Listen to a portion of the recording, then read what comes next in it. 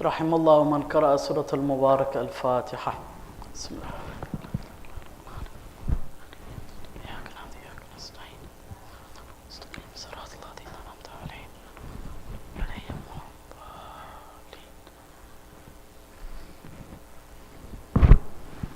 أعوذ بالله من الشيطان الرجيم. بسم الله الرحمن الرحيم. وبه نستعين. والحمد لله رب العالمين والعاقبة للمتقين. والصلاة والسلام على أشرف خلق الله وخيرة الخلق الله وأفضل الأنبياء والمرسلين ورحمة الله للعالمين أبي القاسم المصطفى محمد.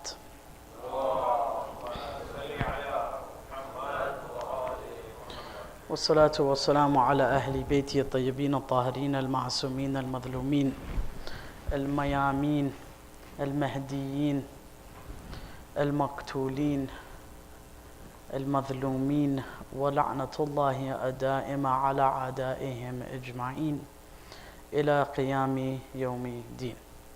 أما بعد، فقال الله تعالى في كتابه المجيد: أعوذ بالله من الشيطان الرجيم. بسم الله الرحمن الرحيم. يا أيها الناس أنتم الفقراء إلى الله والله الغني الحميد. آمنا بالله صدق الله العلي العظيم.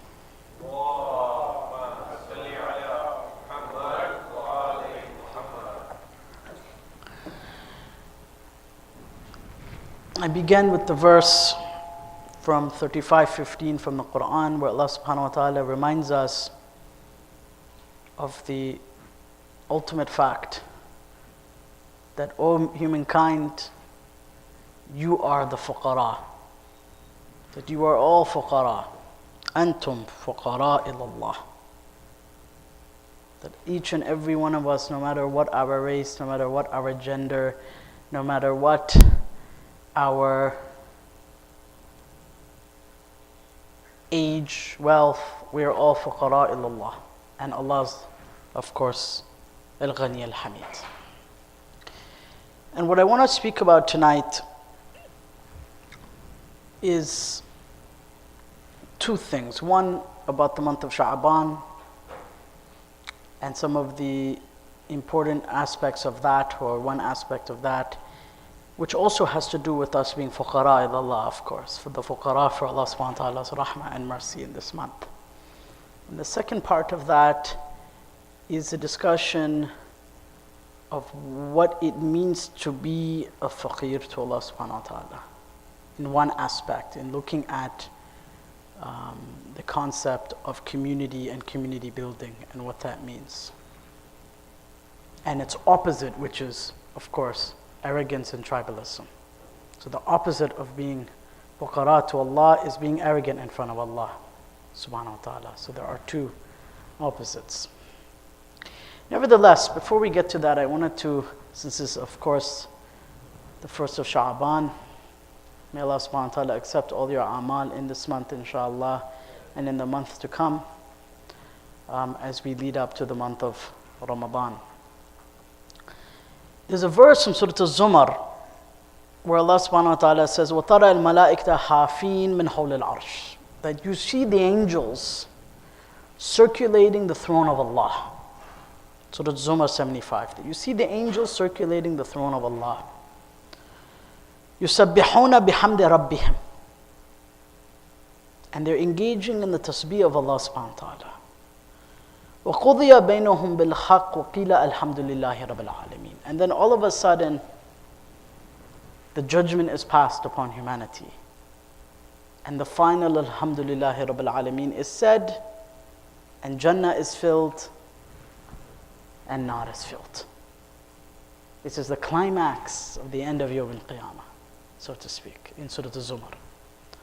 قُضِيَ بَيْنَهُمْ بِالْحَقِّ وَقِيلَ الْحَمْدُ لِلَّهِ رَبِّ الْعَالَمِينَ.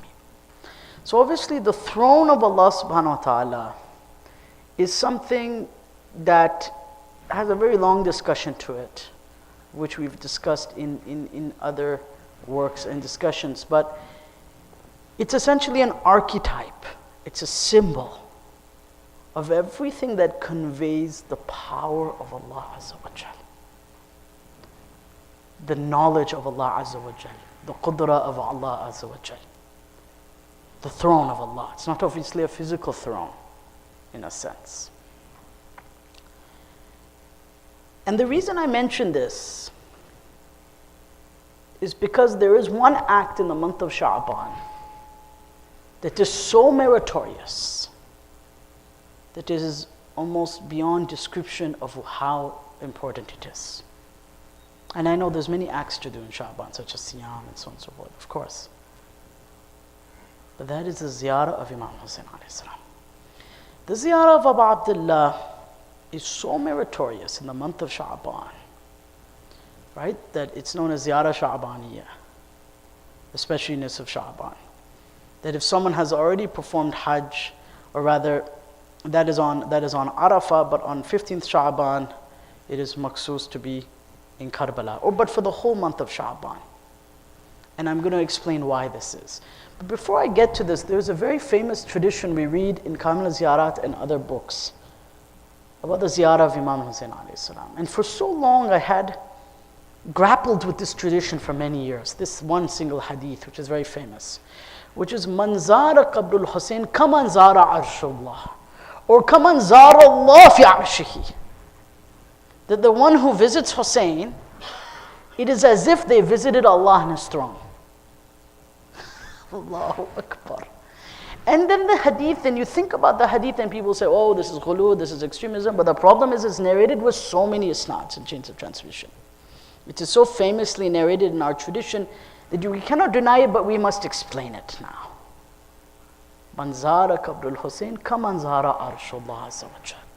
The one who visits the grave of Husayn, it is as if they have visited the throne of Allah subhanahu wa ta'ala. Now the throne of Allah is the archetype and what represents the power of Allah, knowledge of Allah. It's the manifestation of God's ultimate knowledge and power. And from another perspective, naturally the hujjat of Allah subhanahu wa ta'ala, and the one that is qatil fi Karbala, atshanan, ghariba, would then become that very archetype of the door, that very paradigm to the door of God's mercy. Do you understand how powerful this is? He would become the very door to enter the rahmah of Allah subhanahu wa ta'ala. And that's why we read this in many, many traditions, that the one who visits the grave of Husayn, it is as if they have visited the throne of God Himself. And there's many, many ahadith on this issue. Many, many ahadith. I'll narrate one. From the Prophet sallallahu alaihi wasallam, Shaykh Saduq narrates with his tariq to Ali ibn Asim. Ali ibn Asim, this is very important what I'm about to narrate, okay? I'm not saying this just to sound smart. There's a reason why I'm saying this. It's not for this purpose, just to complicate. Saduq narrates, of course, Saduq is Ra'isul Muhaddithin, the greatest muhaddith, right? Who was born with the dua of the 12th Imam. Narrates in Kamal ad-Din, with his sanad going to Ali ibn Asim. Ali ibn Asim narrates from the 9th Imam, Salamullahi alayhi, Imam al-Jawad, who narrates from his father Imam al-Rida, who narrates from his father Imam al-Kadhim, who narrates from his father Imam al-Sadiq, who narrates from his father Imam al-Baqir, who narrates from his father Imam Zayn al-Abidin, who narrates from his father Abu Abdullah himself. Where Imam al-Husayn says, دَخَلْتُ عِنْدَ رَسُولِ اللَّهِ صَلَّى اللَّهُ عَلَيْهِ وَسَلَّمَ, that I entered the audience of Rasulullah. Look at first the sanad of the hadith. How beautiful. Ma'soom, narrating from Ma'soom to the next one. That I entered the presence of Rasulullah, Rasulullah Khuda. وَكَانَ مَعْ أُبَيْ ibn Qa'b, مضمون الحديث, I'm paraphrasing, and he was with Ubay ibn Qa'b. وَقَالَ رَسُولُ اللَّهِ لِي مَرْحَبًا يَا أَبَا عَبْدِ اللَّهِ. First, Rasulullah says, welcome, Ya Abu Abdullah. So now we know he was already a little boy and he was known as Abu Abdullah. Because Rasulullah is telling him, Marhaban Ya Abu Abdullah. Allahu Akbar. Rasulullah is telling you, Marhaban. Ya Zayna Samawati wal Ard. Oh, the one who is the ornament of the heavens and the earth. When we say samawati wal ard, we mean all of existence, wujud. Samawat and ard means everything. Kullu shay. That you, O little Husayn Abu Abdullah, are the Zayn of the samawat and the ard. That you are the ornament, the glitter, the beauty of the heavens and the earth. Ubay ibn Ka'b turns to the Prophet. Of course, Ubay ibn Ka'b, they had this hookup towards Ahlul Bayt in those early days, Sahaba even, unfortunately. Of course, he had the jealousy in his heart. He turned to Rasulullah and says, how could anyone but you be the Zayn of the samawat and the ard? Meaning doubting Rasulullah's description, of course, of Imam Husayn alayhi salam. Rasulullah now says, وَالَّذِي بَعَثَنِي بِالْحَقِّ نَبِيًّا. Now he swears upon Allah who sent him as a messenger. إِنَّ الْحُسَيْنِ فِي السَّمَاءِ أَكْبَرُ مِنْهُ فِي الْأَرْضِ. That the Husayn in the celestial realm is greater than the Husayn in the earth. The celestial Husayn. Shall we continue the hadith? There's a hadith continues. Ubay ibn Ka'b obviously is completely, what? This little boy is like 5, 6 years old. You're saying, well, he might have even been younger because that was towards the end of the Prophet's life. He may have even been 3, 2, 1 even. And he's telling him that he is greater. The Husayn of the heavens is greater than the Husayn of the earth. Meaning the symbol of Husayn alayhi salam, the soul of Husayn, the nur of Husayn. فَإِنُّهُ مَكْتُوبٌ عَنْ يَمِينِ الْعَرْشِ.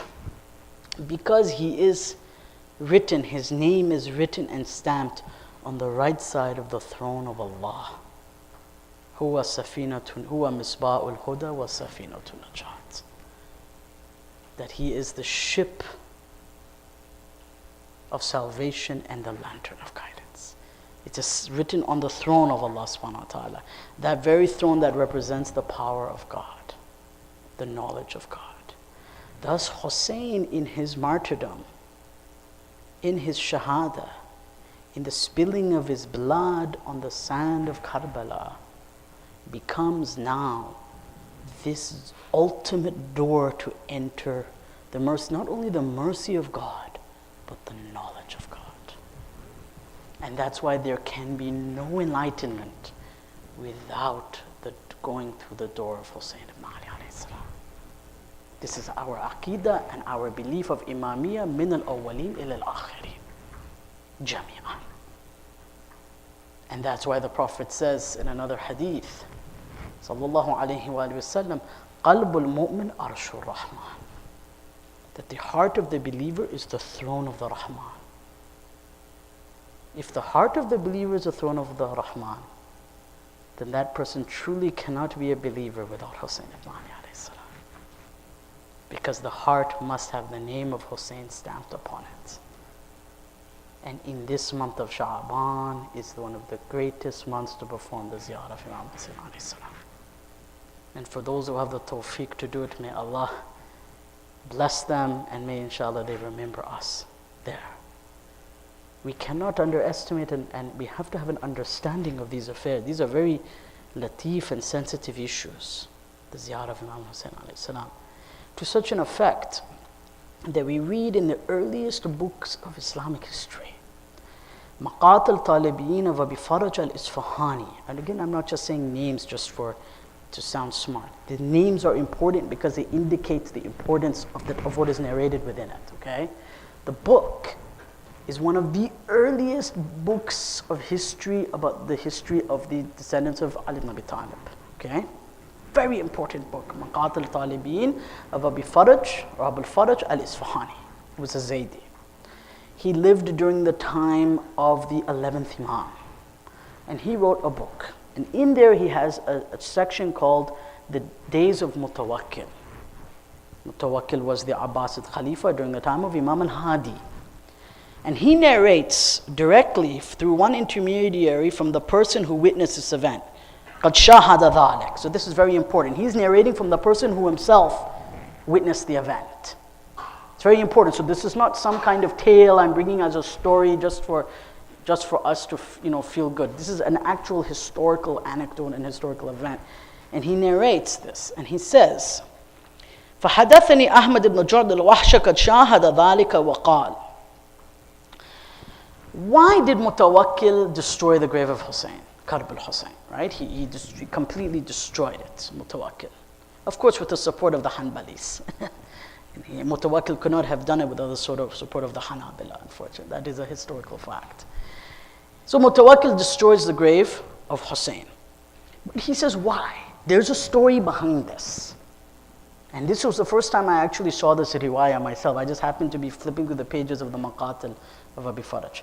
And he says, this is for Sha'ban, this is our hadiyah for Sha'ban, inshallah. He says that there were singers and dancers in those days. That Mutawakkil, well, the singers used to dance as well. They were singers, he doesn't say dancers, but they used to do both together, mughniyat. And whenever Mutawakkil used to drink, na'udhu billah, drink alcohol, he used to like to listen to music, because alcohol and music go together. So either shariba, when he would drink, he would like to bring these singers into his palace, right? The Abbasids, of course, they were, this is how they lived their lives. And when he became Khalifa, he was looking for those singers. He says, I want them to join me in my palace in Samarra, to come and sing for me and make merry while I, na'udhu billah, drink the alcohol. And of course, he used to force the Imam al-Hadi to sit there. Sometimes he would drag the Imam into the court, and as he's drinking. But he says, I can't find them. Hiya ghaiba. My favorite one, the one I love, he had a love for one favorite girl. He says, I can't find her. Where is she? Where is she gone? فَعَرَفَ أَنَّهَا غَائِبَةٌ. And then he realized that she's not in town. She's out of town. She's traveling. كانت قد زارت قبر الحسين عليه السلام. Allahu Akbar. She's gone for ziyarat in Sha'ban. The singer is going for the cleansing of her sins to the ziyarah of Imam Zayn alayhi salam. This is a rahmatul babu, rahmatullah wasi'ah. Where has she gone? Qad zarat al-Husayn.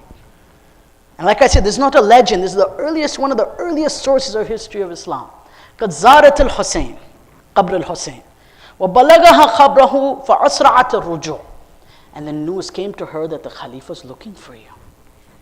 So she rushes back to Samarra.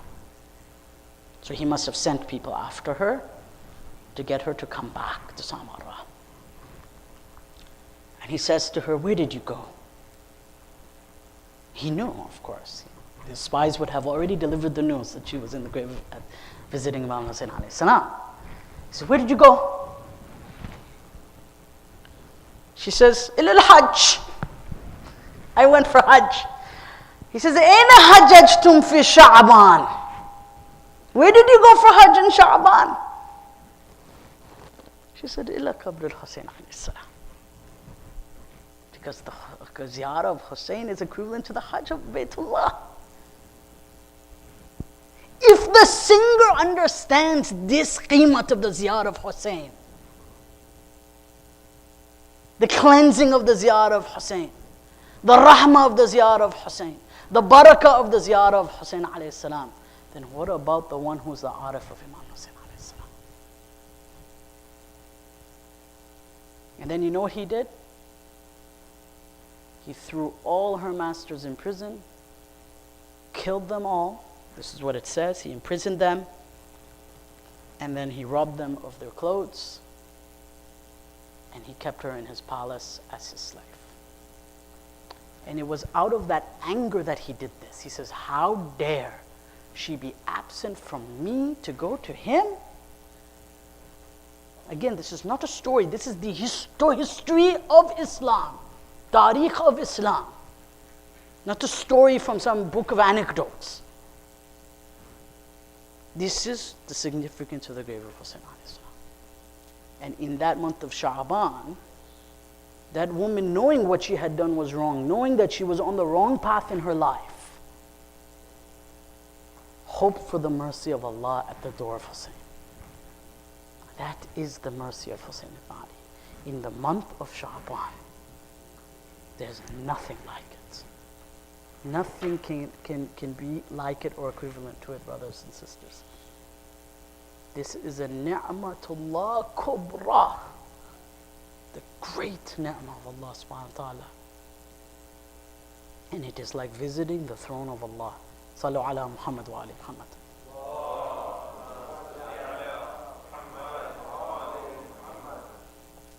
And it is our fourth Imam, Imam Zayn al-Abidin, who narrates to us this tradition from his father. But what led Mutawakkil down this road? Why was he so angry? Why were the Abbasids so angry? One answer, Asabiya, tribalism. It wasn't that they argued that Hussein is this or that.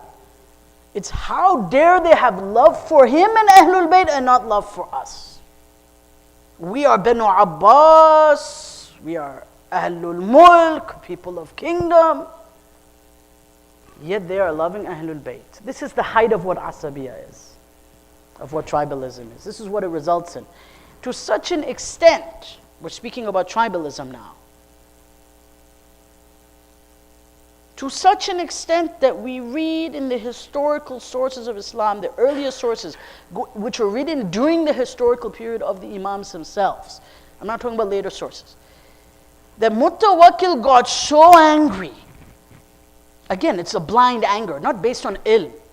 This is a kind of tribalism, it's asabiya to the maximum. That he robbed the women of Ahlul Bayt. And I know this is a wilada, but this is, we want to know about the significance of the ziyarah of Ahlul Bayt in Sha'ban. This is Sha'ban.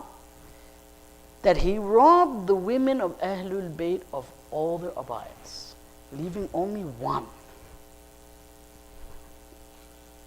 And he forbid them to pray in Jama'ah. Made it haram for them in the city of Medina al-Munawwara. Because they had bir to Muhammad wa Ali Muhammad, especially towards the family of the Prophet. And many stayed silent. Many of the people, so-called scholars of those days, stayed silent. Many people did. In the face of outright tribalism, outright bigotry. So when we speak about this kind of bigotry and tribalism and apartheid and South Africa and all of these things like this, yes, these are important things to discuss. But the Ahlul Bayt and the Shia of Ahlul Bayt have been unfortunately at the forefront of receiving this kind of treatment. The Alawiyat, Fatimiyat, the descendants of Sayyidah Zahra, the tradition tells us, could not pray in Jama'ah because they didn't only had one clothing to share. One.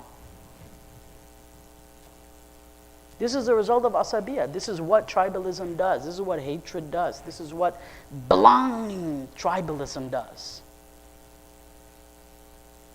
In the name of what? Mulk and Banu Abbas, the Abbasid kingdom. So much has been done in the name of Mulk and kingdom and kingship to further imperial aims. And to this effect, Amir al-Mu'mineen warns Malik al-Ashtar in such powerful words in his letter to Malik about how to rule over a people. And everyone has heard about the Risala, but maybe not this line from the Risala of Amir al-Mu'mineen, where he says to Malik, alayka ma katabna laka, that I'm making it basically wajib upon you to follow what we have written to you. Fi ahdina, meaning in carrying out our covenant and our pledge.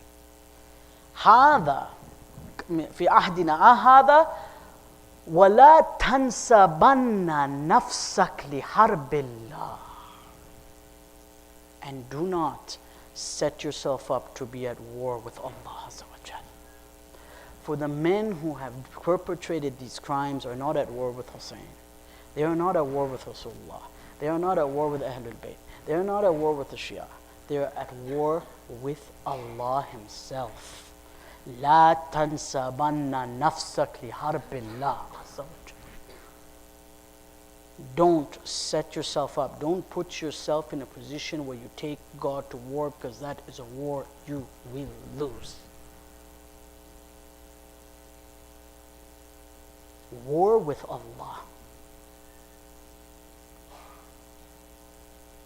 And it is in this month of Sha'ban, this very month of Sha'ban, when the persecution of the Shia began with great intensity. In Sha'ban. Why? Because of the love for Husayn. Because of the ziyarah of Husayn. So when we go to visit Qubba as-Samiyah, right, where the riwayah says and the angels are doing tawaf of the Qubba,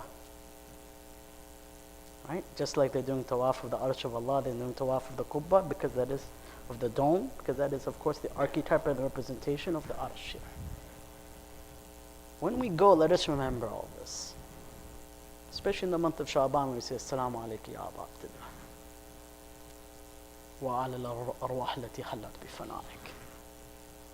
Let us remember this in the month of Sha'ban. This is what I wanted to say about Sha'ban, but it's also about the dangers of tribalism, of what I would call Iblisism.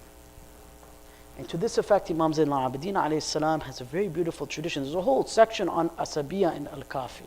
Very important to read these traditions. When Imam Zayn al-Abidin alayhi salam, he tells us, Sallu ala Muhammad wa ala Muhammad.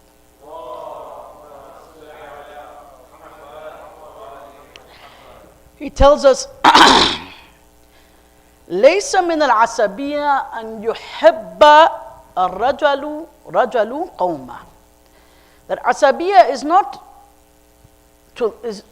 is not considered love for your people. That asabiya is not classified, meaning this kind of tribalism, blind tribalism. It doesn't mean you love your people, love your country. There's nothing wrong in that.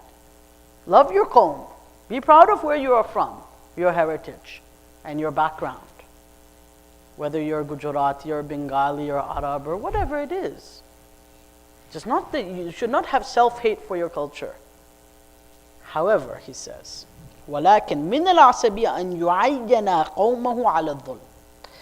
What is asabiyya? It is to help your people in oppression. That when your people are wrong, they are wrong. Asabiyya is to join the pack in oppression or in an act of dhulm. So for us, there is no such thing as nationalism. There's no such thing as that. As I join my army because I love my country. No, I joined the army because I believe in the justness of that cause. It is within the parameters of justice and truth. This is very important. And this is what Imam Zayn al-Abidin has taught us. And the problem is that when people support one another in the name of dhulm, and this is exactly what party politics is, right? Look at, for example, in the United States. Many Republicans turn the other way from the actions of Donald Trump for the very reason they say, because we want to put forward the agenda of the Republican Party. And Donald Trump is a Republican and he's a president, so we will remain silent at what he has done because we are Republicans, or we are Americans, or we are Democrats, or we are conservatives, or we are liberals, or whatever. I'm not saying there's anything wrong in belonging to a liberal party or voting for the liberal party, conservative party, and that's not what I'm saying. But these things have to be based on principle. They have to be based on principle. For example, the Speaker of the House in the United States, I don't want to go into too much politics here, but I love to read. The Speaker of the House of the United States, Paul Ryan, the previous Speaker of the Republican House, before it went Democrat, right? He was asked many times that when this person would come up and make the most bombastic statements, I mean the most ridiculous bombastic statements an American president has ever made in the history of whatever the 150, 75 years of American presidency. I mean the most disgusting and ridiculous behavior a head of state could ever do. Paul Ryan was asked many times, what is your position on these issues? You're the head of the Republicans in the House of Representatives. Remain silent. Or he would say a few things and then remain with the party. This is asabiyah. And as we are told in the traditions by the Prophet, that the one who has in his heart a single mustard seed of asabiyah will be raised with the jahil Arabs on the Day of Judgment, meaning those who never accepted Islam. They will be raised as mushrikeen. Raised as mushrikeen. Raised as mushrikeen. There is no such thing as I support my team wherever my team goes. Whether they're Arab or Bengali or American or whatever they are. There is no such thing as that in Islam. It is against the values of justice. And this is what Imam Zayn al-Abidin has taught us. And this is what we see consistently throughout the Prophet's life.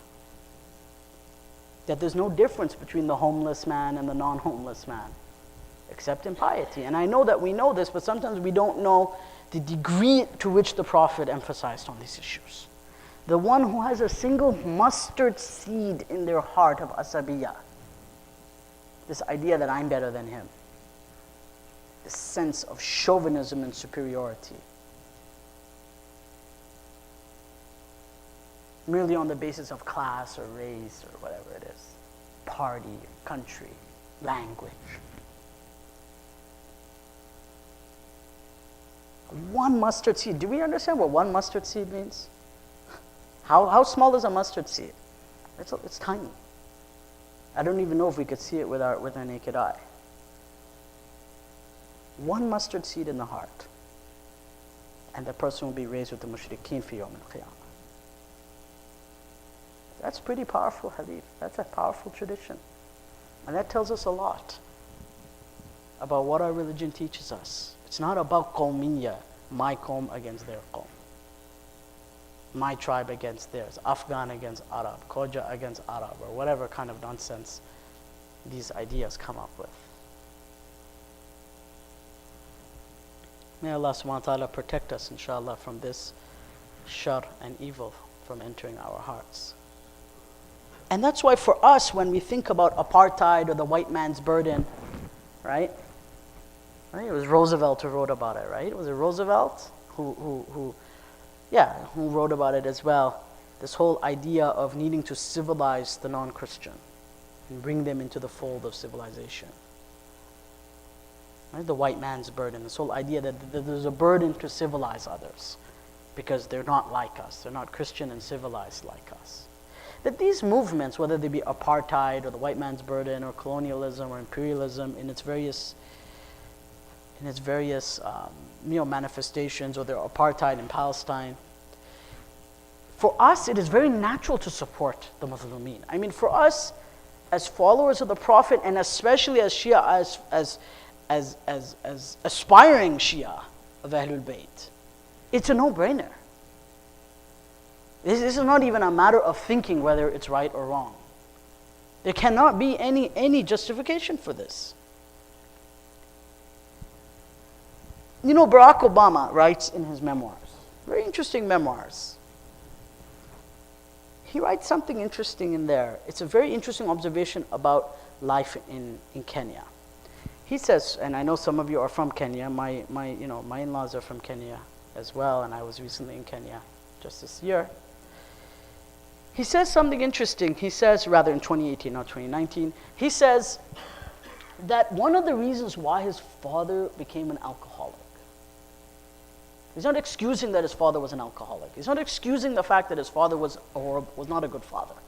As we know, he was raised by his mother, right? Not his father. His father was a Kenyan Muslim, but he never had any involvement in his life. His father tells him, or writes in his own memoirs, which Obama records in his, that when his father saw the dark tribalism of Kenya, that there was nothing he could do to bring the Kenyan people together. He sunk into the darkness of hopelessness. That the rampant tribalism, Obama's father writes, he was a Kenyan, right? of the African tribes.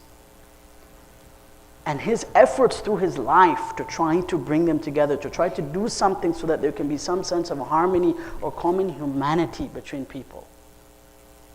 And his failure to do so led him to the bottle.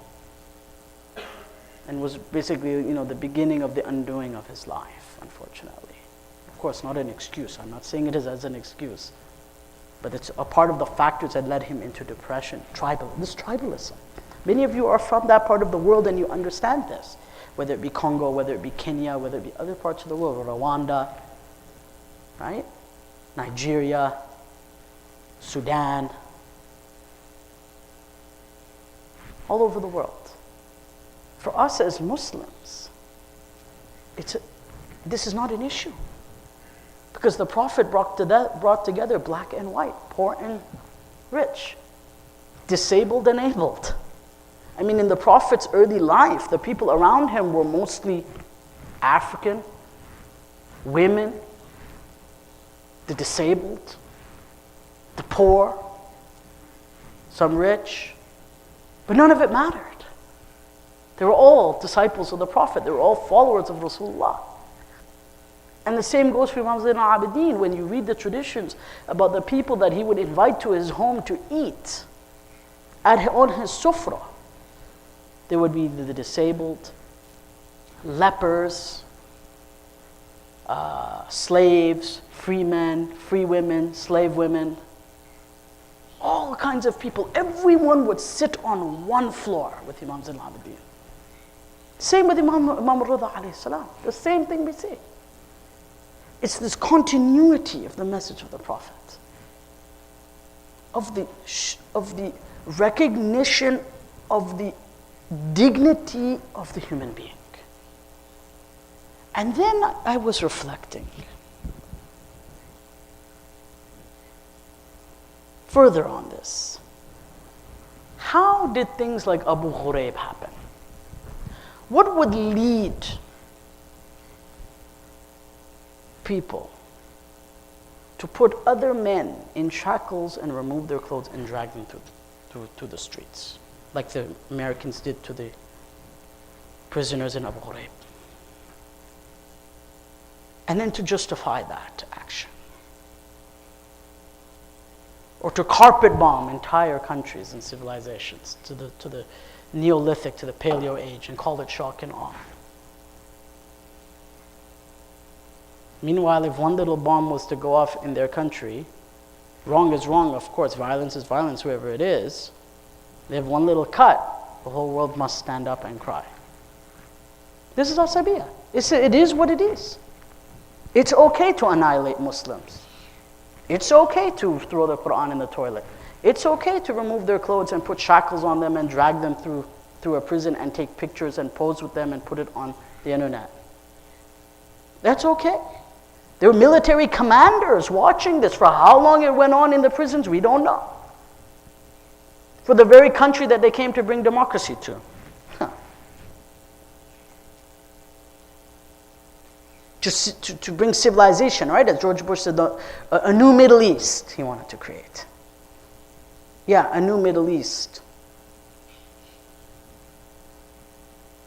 It was the same thing with, only thing was a different ethnicity. It was Saddam doing it to his own people, and then it was other people doing it to them again. But the point is that this is what tribalism does. And then I asked myself, what would drive someone to do this? Few answers. One, it's the idea that you are exceptional. It's called the Doctrine of American Exceptionalism. Canada doesn't really have this, thank God. The idea that you're a gift to the whole world. Exceptional. Right? As I say, leader of the free world. Right? It's in the comments all the time if you watch any news. Leader of the free world. Greatest country on earth. The gift of God to mankind.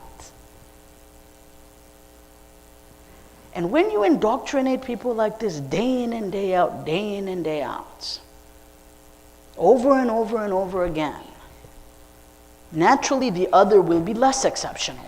And when the other becomes less exceptional, all it takes is a little push to have Abu Ghuraib or to carpet bomb entire areas of Somalia and Afghanistan and call it collateral damage. That's all it takes. And as Martin Luther King has said, it's the soft-minded people that accept this because they're soft-minded. They don't have the critical skills to understand the world. And when they are soft-minded, evil can be presented as good, hell can be presented as heaven. It's very easy. This is what King said himself, Martin Luther King. Because this tribalism is such a poison. This asabiya is such a poison that it will take all of humanity to the dustbin of hell. And in this case, many times Muslims are no different than non-Muslims, unfortunately, in what is going on in the Muslim nations today. But this is what Imam Zayn al-Abidin has taught us. This is what the Prophet has taught us. And that's why Muslims have to be at the front line of justice. But not only for their own people, for all people. Whether it be First Nations, whoever it is. We should be as outraged when we hear about this residential school. Right? The residential schools in Canada and what they did to people. That is asabiya, isn't it? Completely asabiya. Almost kidnapping children from their parents and throwing them in schools and then abusing them. And forcing them to lose their culture and so on and so forth. Because the white man needed to civilize, right? It's the white man's burden. It's a doctrine, right? We think that died 50 years ago? No, we look at the statements of George Bush, look at the statements of the current politicians. Same thing, no difference. It's packaged a little differently. If you read, to take this even further, this concept of asabiya, if you read the RAND report, this is the main organization that advises the State Department for foreign policy. This is not a conspiracy theory. This is openly in State Department policy. That they shall only accept Muslims as a part of Western civilization on the following conditions. Do you want to know what those conditions are? This is complete asabiya. That they treat the Quran as we treat the Bible, which is a book of stories. That's it. That they must stop believing that the Quran is a literal word of God, and two, they must realize it is a book for the time of Muhammad, and that is it. And then and only until then will they be admitted into the bosom of Western civilization. No, then and only then will they qualify, should they qualify for State Department funding. Of course, it doesn't mean the State Department fulfills all of this, but this is what the mandate was given to the State Department, or at least the philosophy of how to deal with other people in the world. Because they shall forever be inherently uncivilized and barbaric and backwards until, and only until,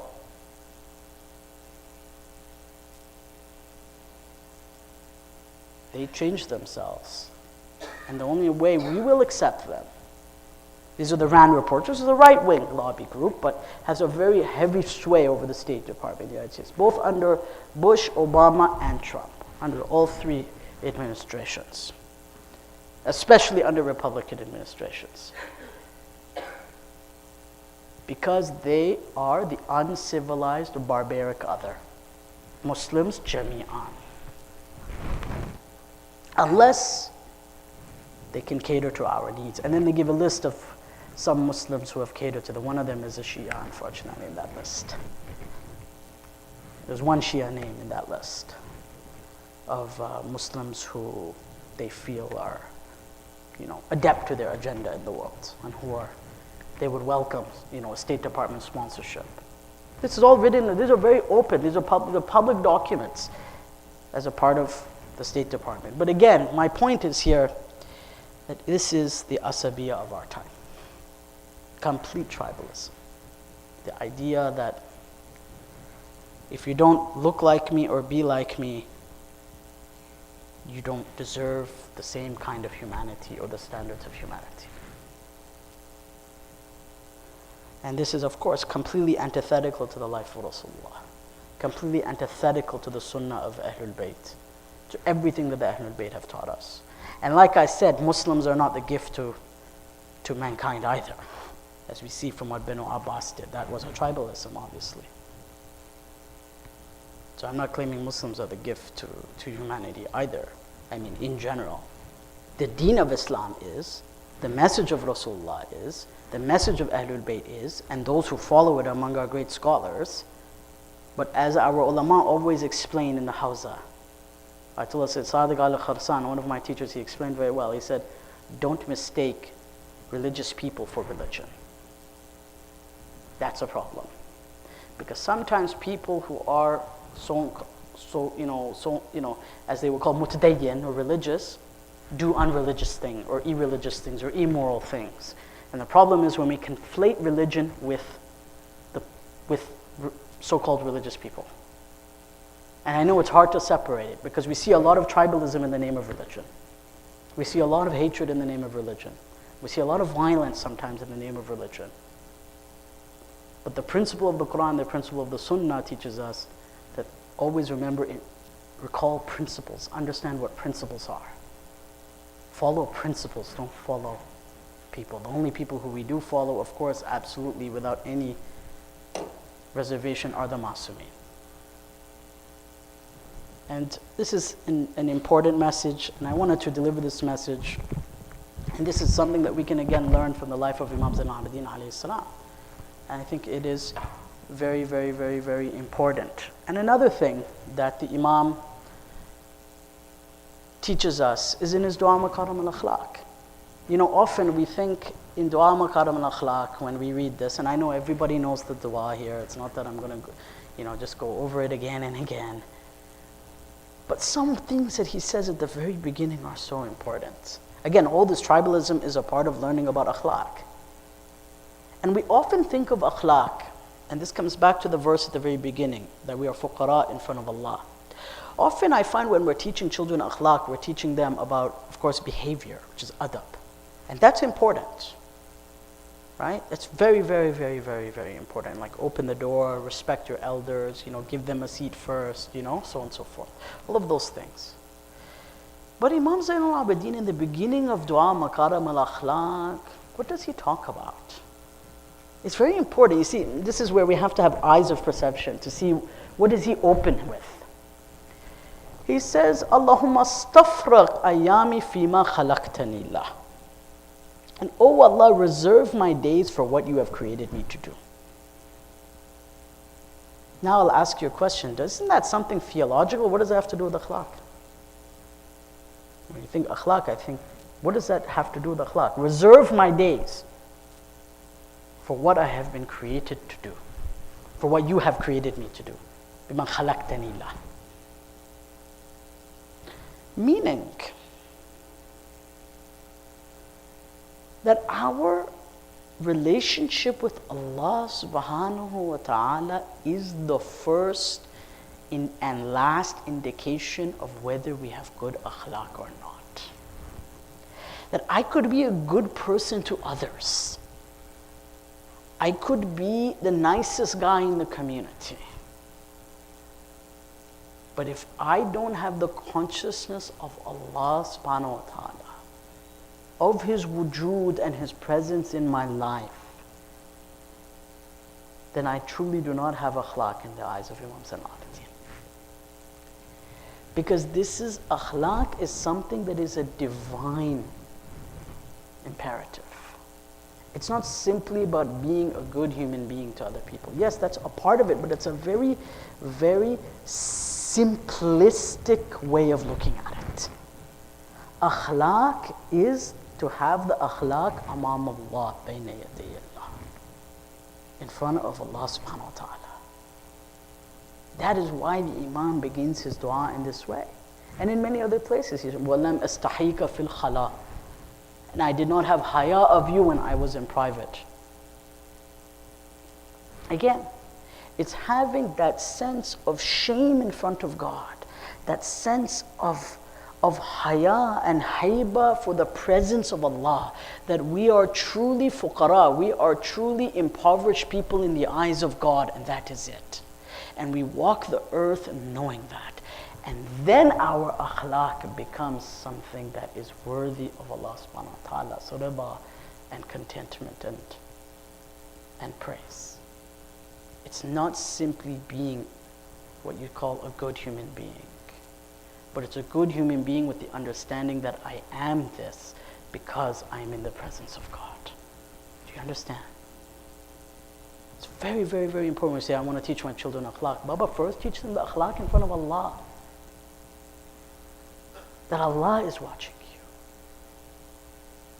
you. إِنَّهُ كَانَ عَلَيْكُمْ رَقِيبًا, that He is always watching. That is the akhlaq that Imam Zayn al-Abidin is looking for from us. That is the akhlaq that he's looking for. And may Allah subhanahu wa ta'ala give us a tawfiq to contemplate over His words, to remember His words, and to inshallah purify our hearts and save us from the evil of tribalism, from the evil of asabiyya, from the evil of chauvinism, from the evil of bigotry, and to look at each other with the eyes of love, the eyes of compassion, and with the eyes of mercy, inshallah. وآخر دعوانا والحمد لله رب العالمين وصلى الله على سيدنا محمد وآله الطيبين الطاهرين.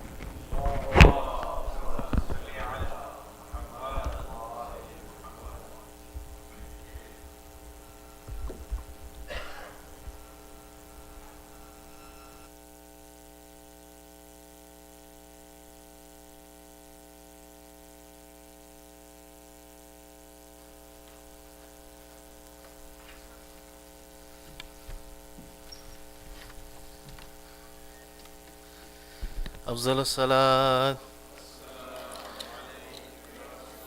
محمد وآل محمد. خزانے کی جو زینت ہو اسے الماس کہتے ہیں. تمنا پانی کی ہوتی ہے جب تو پیاس کہتے ہیں. جہاں پیتے ہیں سب پانی اسے کہتے ہیں سب دریا. جو دریا کو پلاتا ہو اسے عباس کہتے ہیں. جو دریا کو پلاتا ہو اسے عباس کہتے ہیں. محمد وآل محمد صلوات. زندہ رہنے کو ہمیشہ کی عزا کافی ہے. زندہ رہنے کو ہمیشہ کی عزا کافی ہے. تو بس ہمیں فاطمہ زہرا کی دعا کافی ہے. بس ہمیں فاطمہ زہرا کی دعا کافی ہے. اور چاہے جتنی بھی مخالف ہو زمانے کی ہوا،